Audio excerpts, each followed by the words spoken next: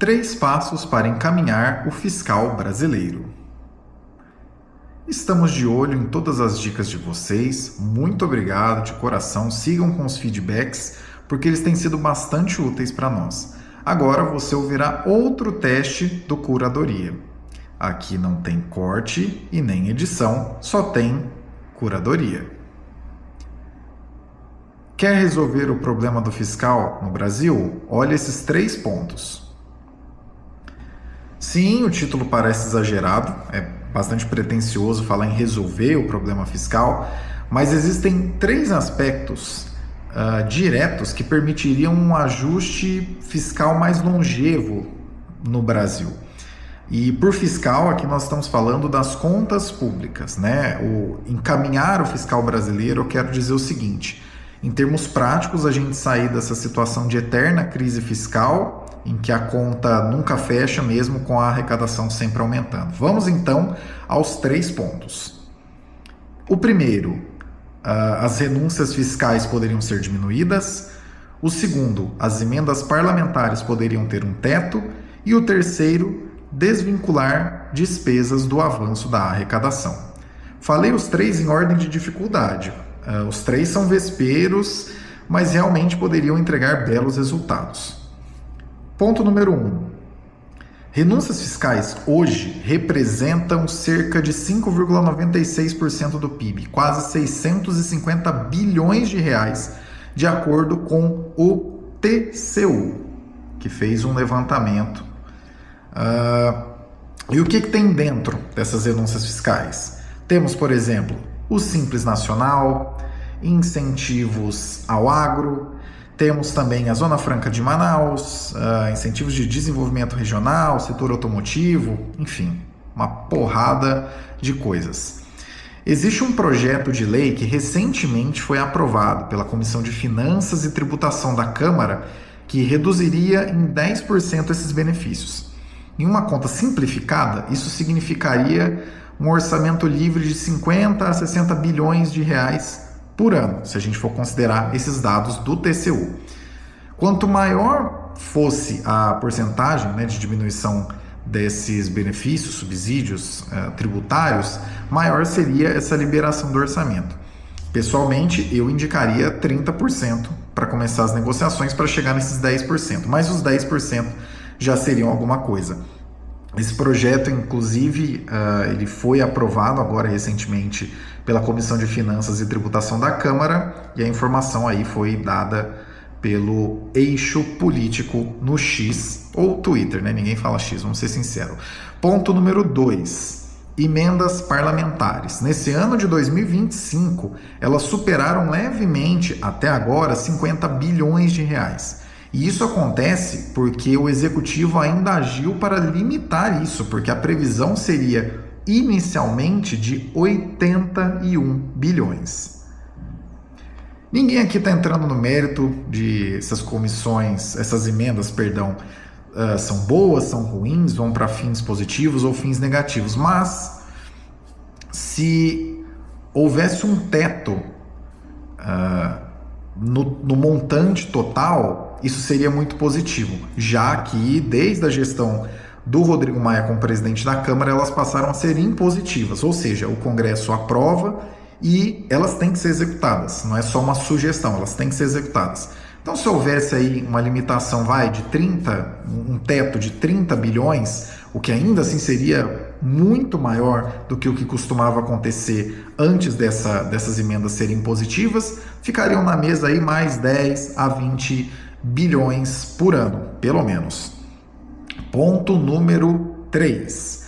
Desvinculação de despesas em relação à arrecadação. Para você que não sabe, as despesas do Estado não variam de acordo com as demandas da população, mas sim de acordo com o quanto varia a arrecadação. Isso não acontecia mais enquanto o teto de gastos vigorava, mas voltou a acontecer agora com o novo arcabouço fiscal aprovado em 2023. Isso é um problema porque, no lugar de permitir que ajustes sejam feitos ao longo do tempo, de acordo com as demandas mesmo da sociedade, o grande gatilho que isso deixa na mesa, isso de vincular as despesas à arrecadação, é que todo ano você vai precisar ter mais arrecadação para que a conta feche. E é por isso que você vê ao mesmo tempo, há alguns anos, pelo menos muito constantemente desde 2023, que de um lado você tem recorde de arrecadação e de outro lado você tem a situação em que a conta ainda não fecha ou que o governo está sempre procurando receitas adicionais. Dentre outros motivos, é por isso que essa situação está acontecendo.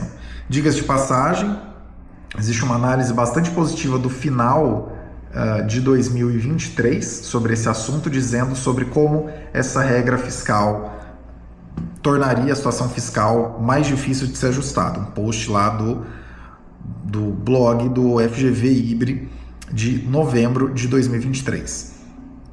Um caminho potencial para isso seria discutir como os desembolsos governamentais aconteceriam com base nas demandas diretamente, como por exemplo, talvez um orçamento base zero, né, que leve em conta o aumento populacional para saber se você vai fazer mais escolas, se você vai fazer mais hospital e tudo mais. Mas como isso demandaria uma discussão longa e demorada, e a questão fiscal é um problema que está aqui batendo na porta todos os dias há um bom tempo, então poderíamos ter essa discussão amanhã. Sobre essa discussão, vale lembrar que em 2016 nós levamos para o Infomoney os pontos relativos a isso, sobre como a gente poderia adaptar as leis fiscais brasileiras, né? Inclusive o artigo chama Precisamos Conversar sobre a Lei de Responsabilidade Fiscal, que foi em setembro de 2016 que ele foi publicado. Dá para a gente discutir isso com maior profundidade? Dá. É importante, é relevante para a gente discutir o Brasil, mas primeiro o urgente e depois o importante de longo prazo.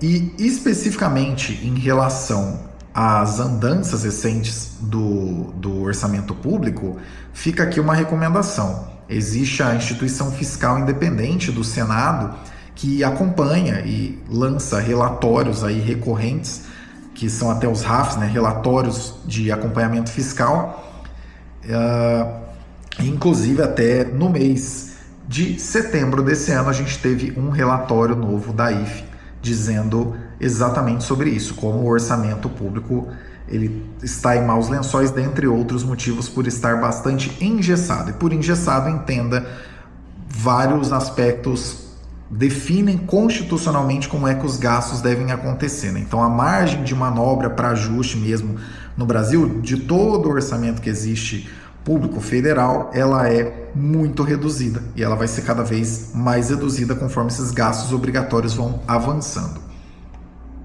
Tirando o terceiro ponto, que seria difícil de calcular exatamente que tipo de economia geraria, que tipo de cifra geraria, só com os pontos 1 e 2 em previsões conservadoras, o governo poderia ter mais ou menos 60 bilhões de reais a mais por ano para tocar as suas políticas públicas, sem sequer tocar no que está constitucionalmente estabelecido, só reduzindo meias entradas.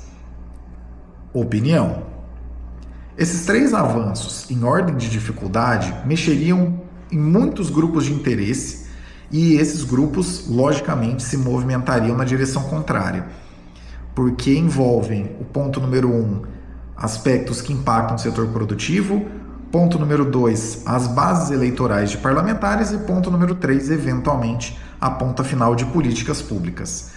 Mas, sinceramente, se a gente quiser mesmo equalizar o fiscal para poder pensar em soluções mais longevas e de longo prazo, para começo de conversa, esses três pontos que a gente deveria prestar atenção.